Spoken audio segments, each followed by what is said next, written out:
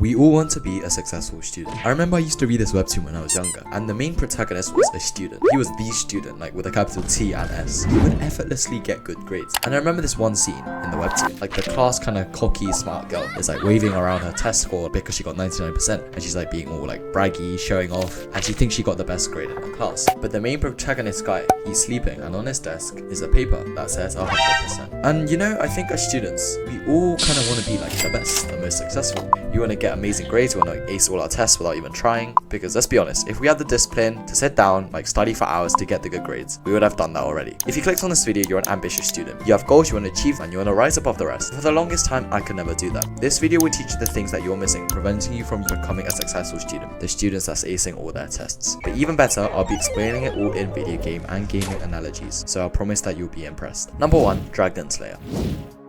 In the video game, the ultimate achievement that you can get, we call the Dragon Slayer achievement. Once you defeat the dragon, the Moon Lord, any other final boss, that's the point you wanted to reach. That's what you've been preparing for your whole video game career. Ever since you loaded up your character only had one mission, and that was to defeat the boss. Same with you.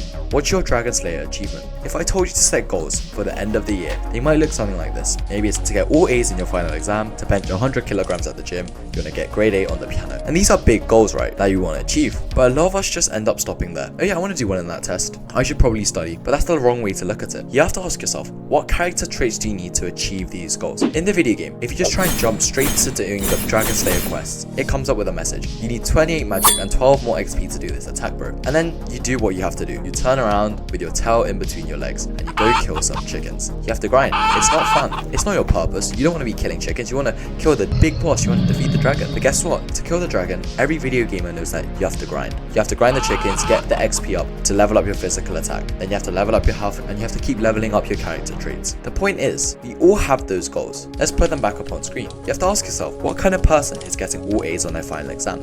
The person who studied and revised all their content. Someone who was consistent in their revision, right? Who's the type of person to be able to bench 100 kg? The person who went to the gym consistently and like took care of themselves. The person who knows all his pieces and practices scales and music theory will get his grade 8 on the piano. Because the thing is, we always have these goals, but we're the ones that are going to change. We're going to develop ourselves as a person to be able to achieve that goal. It's not like we're achieving the goal and that's just it. We're upgrading ourselves because we're the vehicle, we're the mode, and we're going to be the person that crosses the finish line and gets the goal. So it makes sense that we think about what kind of character traits we need. Is it someone who's patient? Is it someone who's consistent? Write a list of goals. To get to your ultimate goal, you have to work backwards. It's not your purpose, but you need it to reach that bigger goal. So once you know that, you know what you have to level up. Is it leveling up the skill of studying? Is it your attention span? Is it your focus? And once you know these, it's easy. You just need to find the correct advice on how to fix this, and I have the videos available on my channel. The second, snakes and ladders.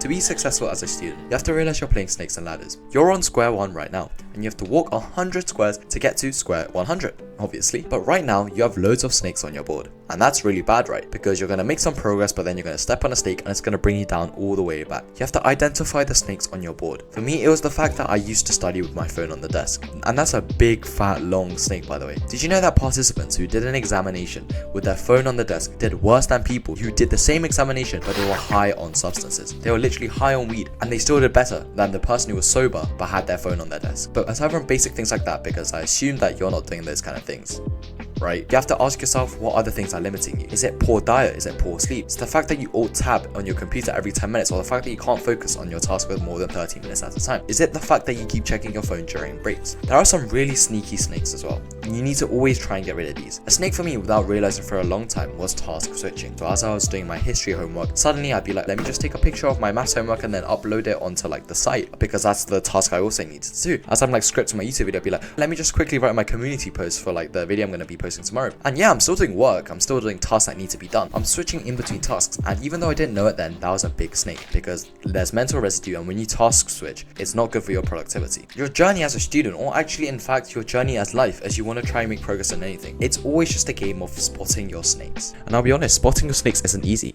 They tend to like hide behind the rocks, and if it were that easy, you wouldn't be watching this video right now. But if you do want help from myself personally, and also want to make the most of your student years because you know how important they are, but at the same time you don't want to study for hours upon hours but still become the top student, and you can get all that by checking out my free study masterclass, first link in the description. And then after this, you want to look for opportunities to add ladders. What are ladders? Ladders are the things that once you add into your life, they're going to be the things that allows you to make exponential exponential progression. And the longer the ladder, the better. The more ladders we add, the better. Learn how to study efficiently. Use the 80-20 rule. If you could only study for 2 hours a week for your test, what would you do during the 2 hours? You wouldn't do your notes, or you wouldn't highlight your textbook. You wouldn't do like origami flashcards. You would do past paper questions. You'd actually do the test. Do those. That's what's going to give you the highest ROI, and that's what's going to prepare you for the test in the minimal amount of time. Immerse yourself. I talk about in this video how you can immerse studying across the day and also use flashcards and apps whilst you're on the move to do this bite-sized learning throughout the day. It's like you're doing your side quests. But as you know, these side quests seem meaningless at first, but once you like start to do these and they stack up, the side quests are actually what's going to help you defeat the main boss at the end. And the last bonus tip, thinking of this entire gamification of becoming the best student, is to enjoy the game. Of course, you could just try to speedrun the game. You could do it like the speedrunners and just find all like the cheat codes and try and like exploit it. But the people who find the most enjoyment in the game's the most fun, where you take time to make progress in the things that matter to you. You take a look at the bigger picture and you think about why you're doing this, and then you come to love the things that you start to do. You fall in love with the process, and then once you do that, everything starts to click in place, because then all of this, removing your snakes, adding your ladders, thinking about what kind of character you need to be,